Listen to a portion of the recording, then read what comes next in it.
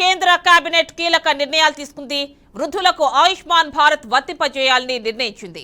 4.5 కోట్ల కుటుంబాల్లో 6 కోట్ల సీనియర్ సిటిజన్లకు లబ్ధి జరగనుంది. ఇక 70 ఏళ్లు పైబడిన వృద్ధులకు వైద్యం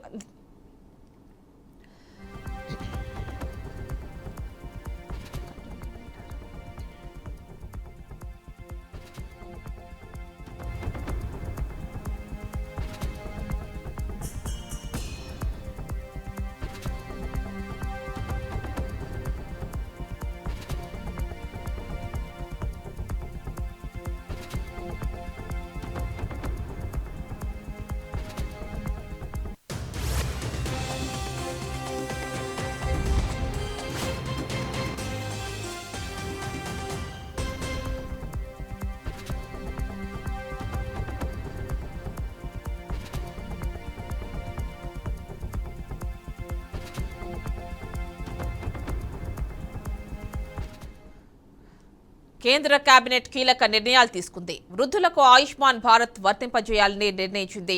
4.5 కోట్ల కుటుంబాల్లో 6 కోట్ల సీనియర్ సిటిజన్లకు లబ్ధి జరగనుంది.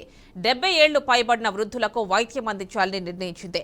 ఆయుష్మాన్ భారత్ క్రింద 5 కోట్ల రూపాయల వరకు వైద్య సహాయం అందించనున్నారు. పీఎం ఎలక్ట్రిక్ డ్రైవ్ పథకానికి ఆమోదం తెలిపింది. పీఎం గ్రామ్ సడక్ పథకం 4కు కేంద్ర మంత్రివర్గం జే కొట్టింది.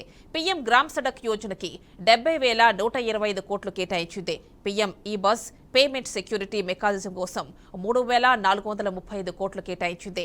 వాతావరణ శాఖకు మరింత టెక్నాలజీ కోసం 2,000 కోట్లు కేటాయిస్తూ నిర్ణయించింది. పీఎం ఈ డ్రైవ్ కోసం 10,900 కోట్లు కేటాయించింది.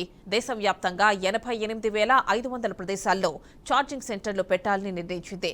జల విద్యుత్ ప్రాజెక్టులకు 12,471 కోట్లు కేంద్రం కేటాయించింది.